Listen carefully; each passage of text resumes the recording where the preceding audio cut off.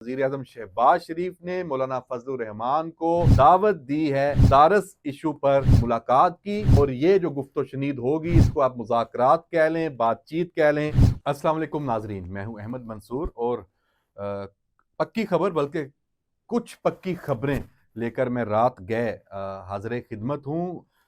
इस वीलॉग में आपको कुछ नई डेवलपमेंट्स हैं और बहुत अहम हैं। आप सब पिछले 2 हफ्तों से इस पर मुख्तलिफ तज्ज़िये सुन रहे हैं, देख रहे हैं और मुंतज़र हैं कि ये मामलात किस जानिब जाते हैं। ख़ास तौर पे इसमें जो मदारस का एक इशू जिसने जन्म लिया पार्लिमान से, मौलाना फजलुर रहमान ने जो 26वीं आईनी तरमीम के मौके पर एक बिल मंजूर करवाया था और वो ईवान सदर में जाके अटक गया, फंस गया, वहाँ से वापस हुआ और उस पे मौलाना शदीद नाराज़ भी हुए। फिर जो दूसरी राय है उस पे वो भी सामने आई मदारस के हवाले से, तो मौलाना ने उस पे एक मौक़िफ़ लिया। उन्होंने कहा कि हमारा कोई झगड़ा किसी से नहीं है, सिर्फ़ इस बात पे है कि जो एक कमिटमेंट थी, जो एक बिल पास हो गया था, जो कानून साज़ी हो गई थी, वो ईवान सदर में जाके क्यों रुक गई। और इसमें जो मौक़िफ़ है हम उस पे नहीं जाते, जो डेवलपमेंट है उस पे हम आपको बताते हैं। जो वज़ीर-ए-आज़म शहबाज शरीफ हैं, वो काहिरा हैं, वहाँ मिस्र में G8 D8 जो ममालिक का इजलास डेवलपिंग जो कंट्रीज़ का, वो वहाँ में शिरकत करने के लिए गए थे। वो अब इस वक़्त जब हम ये वीलॉग आप रिकॉर्ड कर रहे हैं तो वो वहाँ से वापसी का सफ़र उनका शुरू है और जुम्मे को दोपहर 3 बजे एक अहम जो मुलाकात है वो होने जा रही है। वज़ीर-ए-आज़म शहबाज शरीफ ने मौलाना फजलुर रहमान को दावत दी है मदारस इशू पर मुलाकात की, और ये जो गुफ्तो-शनीद होगी इसको आप मुज़ाकरात कह लें, बातचीत कह लें। मौलाना फजलुर रहमान वज़ीर-ए-आज़म के साथ जाएँगे मिलने 3 बजे, और इसमें क्या डेवलपमेंट होगी, क्या पेशरफ्त होगी, वो भी हम आपको बताएँ कि जो हुकूमत की तरफ से मौलाना के साथ जो राब्ता किया गया है इस मुलाकात के हवाले से, उसमें कुछ इब्तदाई बातें हैं वो भी कर ली गई हैं। तो मौलाना फजलुर रहमान ने फिर हंगामी राब्ते किए हैं जो इत्तेहाद तंज़ीमात मदारस जो हैं उनके जो अकाबरीन हैं, जो मुफ्ती जो तकी उस्मानी हैं, और मुफ्ती मुनीब हैं और जो दीगर क़यादत है उनके साथ, तो इत्माद में ले लिया है और मैंडेट भी ले लिया है मौलाना ने। और मौलाना जाएँगे वज़ीर-ए-आज़म के पास जब इस मुज़ाकरात में, तो वहाँ पेशरफ्त किस जानिब होगी ये भी हम आपको बता दें कि वो अपना जो मौक़िफ़ है इस बिल के हवाले से कि उसपे उसका सिर्फ़ गज़ट नोटिफ़िकेशन होना है। दस्तखत वग़ैरह का जो स्टेज है वो गुज़र चुकी है, और अगर कोई और उसमें राय आती है, उसको दोबारा कोई तरमीम है तो उसको अलग से देखना है, तो वो अब जाके देखेंगे कि वज़ीर-ए-आज़म शहबाज शरीफ मौलाना के सामने क्या ऑप्शंस रखते हैं हुकूमत की तरफ से। ख़ास तौर पे वज़ारत-ए-क़ानून का इसमें ज़ाहिर-सी बात है एक अहम रोल है कि कानून साज़ी का मामला है। तो इसमें अगर तो जो मौलाना और इत्तेहाद तंज़ीमात मदारस ने अपना एक फ़ैसला किया हुआ है, उससे मिलता-जुलता मामला होता है तो मौलाना के पास मैंडेट है, कल ये मसला इस मुलाकात में हल हो जाएगा। तय करके उठेंगे। लेकिन अगर उसमें कोई और पेचीदगी आती है या थोड़ा उसमें अमल-दरामद के हवाले से इस मामले को हल करने के हवाले से कोई और राय होती है वज़ीर-ए-आज़म की तरफ से, तो फिर मौलाना वापस मुशावरत के लिए दोबारा अपने जो बाकी अकाबरीन हैं उनके पास आएँगे, वक़्त लेंगे। तो ये बिल्कुल पक्की खबर है। इसमें कोई लगी-लिपटी नहीं है ये मामला। फ्रीकैन हल करना चाहते हैं और ये हल की जानिब है, ये मस्बत पेशरफ्त है। इसमें इस वक़्त तक, अब जब चूँकि ये मुलाकात तय हो गई है, ये कहना कि इस मामले में हुकूमत को कोई प्रॉब्लम होगा कुछ, ये पहले हो जाता। आपको याद होगा कि 17 दिसंबर की तारीख भी आई थी। चूँकि वज़ीर-ए-आज़म का ये दौरा बहुत अहम था मिस्र का, तो इसमें 2 मामलात जो हैं वो अल्तवा का शिकार हुए। एक तो ये, और दूसरा भी उस पे भी हम आपसे बात करते हैं, वो भी बहुत अहम, बल्कि वो भी एक बड़ी खबर है और वो भी पक्की खबर हमारे पास है।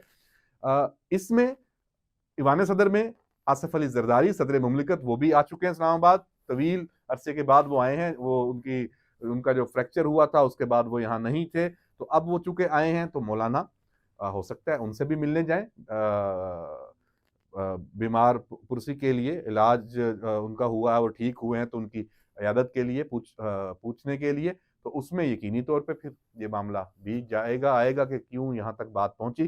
तो ये सारे एक इस वक्त आप कह लें कि एक पेज वाले ये लीडर हैं सारे, इतना ज्यादा इशू नहीं है जितना ये बन गया था। ये मामला हल हो जाएगा, इसमें फैटअप शैटअप बाकी चीजें हैं वो भले इसमें हैं, जिस तरीके से हैं उनको भी देख लिया जाएगा। सबने पाकिस्तान का सोचना है, पाकिस्तान से बाहर किसी सियासतदान ने भी नहीं सोचना। जो पाकिस्तान के खिलाफ सोचने वाला है वो तो इस वक्त one and only Imran Khan है, डियाला में है। और मैं ये क्यों कह रहा हूं, अगली खबर की जो तरफ मैं आऊं, जो अमेरिका की तरफ से पाकिस्तान में जो मिसाइल प्रोग्राम है हमारा, जो एक डिलीवरी सिस्टम है, हमारे जो जोहरी असासे हैं उनका, ये भी स्ट्रेटेजिक उसके प्लान का हिस्सा है। मिसाइल जो हमारा प्रोग्राम है उसकी जो कंपनियां हैं 4, उन पे नई पाबंदियां ये आयद की गई। अच्छा, इसको फिर पीटीआई क्लेम कर रही है, उनके जो अकाउंट्स, उनके जो समझे कि माउथ पीसेस हैं, सब क्लेम कर रहे हैं कि ये हमारे जो ओवरसीज हैं ये उनकी कामयाबी है और उसकी वजह से पाकिस्तान का ये नुकसान, पाकिस्तान को ये नुकसान उठाना पड़ा है। और इमरान खान जब ये कॉल देता है सिविल नाफरमानी की, तो वो भी साथ ये कहता है कि भाई इससे पाकिस्तान का नुकसान होगा। तो ये सब पाकिस्तान का नुकसान करने के मिशन पे हैं। इनकी कोशिश है कि पाकिस्तान का नुकसान हो, हुकूमत थल्ले लग जाए। भाई हुकूमत को थल्ले लगाने के लिए आप पाकिस्तान की कीमत पे अपनी सियासत करते हैं। इतनी ज्यादा बेहिसी, इतना ज्यादा आप खुल गए हैं, शर्म नहीं आती आप लोगों को? आप क्या किस किस मुंह से आप ये क्लेम करते हैं कि आप पाकिस्तान के लीडर और पाकिस्तान का अच्छा चाहते हैं? आप हुक्मरान रहे हैं, आप इस वक्त भी एक सूबे में तीसरी टेन्योर है, 15 साल आपकी हुक्मरानी तो सूबे में है। अफसोसनाक ये मामला है। बहरहाल इसमें जो दूसरी जिसमें पक्की खबर है वो है मुज़ाकरात। पीटीआई के मुज़ाकरात, अली मीन गंडापुर की मुलाकात इमरान खान से जेल में फिर हो गई है, सलमान अकरम राजा की भी हुई है। और मुज़ाकरात और सिविल नाफरमानी की जो तहरीक है, इसको इन्होंने आपस में मैच वो इंटरलिंक कर दिया है कि इसको हम डिले करते हैं। एक वो कार्ड के तौर पे खेल रहे हैं, डेटरेंस के तौर पे, कि ना हुए तो हम ये कॉल दे देंगे और ये ओवरसीज पाकिस्तानी इतना नुकसान कर देंगे और फलां कर देंगे। तो आप सिविल नाफरमानी की तहरीक पे अगर जा रहे हैं तो इससे बढ़ के अफसोसनाक और काबिल मुजम्मत फेल कोई नहीं है, और इंशाल्लाह ये नाकाम होगी। लेकिन मुज़ाकरात पे आप आमादा हैं, राजी हैं, आपके पास ऑप्शन नहीं है। आपको पता है कि आपके जो अच्छा फैसला भी आना है वो महफूज हो गया। 190 मिलियन पाउंड जो केस है उसका अब मंडे को आना है, 23 तारीख को। तो जनाब ये फैसला तो सामने लिखा हुआ है, उनके अपने लोग, मैं देख रहा था पीटीआई से जो जुड़े हुए अकाउंट्स हैं वो बता रहे हैं कि 10 साल कैद की सजा होगी और जुर्माना होगा, क्योंकि सबको पता है इस केस से बचना नहीं है। यहाँ ये सजा ट्रायल कोर्ट से होनी ही होनी है। बाद में फिर आपको वो सुलहकारी दोबारा मैसर होती है नहीं, वो अलग सवाल है कि इसमें क्या बनता है। लेकिन इस केस में वो बुरे फंसे हुए हैं। कहीं पे कोई जिन लोगों ने भी इसकी समात देखी है, कवरेज की है, जर्नलिस्टों ने या जो वकला थे अंदर, सब यही कहते हैं कि इसमें बहुत मुश्किल है बचना। देखते हैं, चंद दिन है, सामने आ जाएगी बात। तो जनाब ये हो गई बात इस वक्त इसकी केसेस की भी। और बाकी आखिरी बात जिसको मैं थोड़ा खींच के मैंने कहा बिल्कुल आखिर में आपको ये आखिरी पक्की खबर दूं मुज़ाकरात के लिए। ये मुज़ाकरात भी इल्तवा का शिकार हुए थे वज़ीर आज़म शहबाज शरीफ की ये इस मसरूफियत की वजह से, जो ये मिस्र का दौरा था। चूंकि अब वो वापस आ रहे हैं तो ये मुज़ाकराती जो अमल है ये आगे बढ़ेगा। इस हवाले से भी अगले 24 घंटों में बड़ा राब्ता पीटीआई का और हुकूमत का होने जा रहा है। टीओआर्स में ये पहले से कहता आ रहा हूं कि मुज़ाकराती अमल शुरू हो चुका है, कुछ नशिस्तें हो चुकी हैं, उसमें कुछ इब्तदाई बातें तय हो चुकी हैं। अगली जो चंद चीजें हैं वो आइंदा होंगी, तो उसमें हुकूमत ने बिल्कुल इसको मुस्तरद कर देना है कि आप मशरूत करें। अगर पीटीआई ने दोबारा अभी यू टर्न लिया, पहले तो कहते रहे कि गैर मशरूत होने हैं, कि मशरूत किया, जैसे कहना शुरू कर दिया कि ये 2 पॉइंट्स इतवार तक आप कर दें तो फिर तो ठीक है, वरना सिविल नाफरमानी की तहरीक शुरू हो जाएगी। तो फिर आप कर लें तहरीक।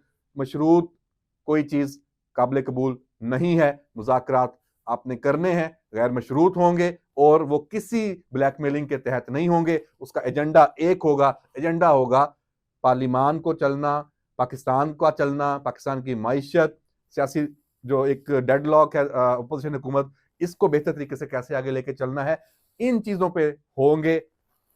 इस बात पे बिल्कुल नहीं होंगे कि इमरान खान को बाहर निकाल के इक़्तिदार उसके हवाले कर दिया जाए, ऐसा बिल्कुल नहीं होगा। तो जनाब ये लेट नाइट जो एडिशन है पक्की खबर का वो आपके सामने पेश किया है। उम्मीद है आपको ये खबरें और पसंद आएंगी और आपके लिए बड़ी ये इसमें इंफॉर्मेशन है। तो अगले 24 घंटे आपको हर तरफ से इन्हीं पे ही तज्जिए सुनने को मिलेंगे। इजाजत दीजिए, अल्लाह हाफिज।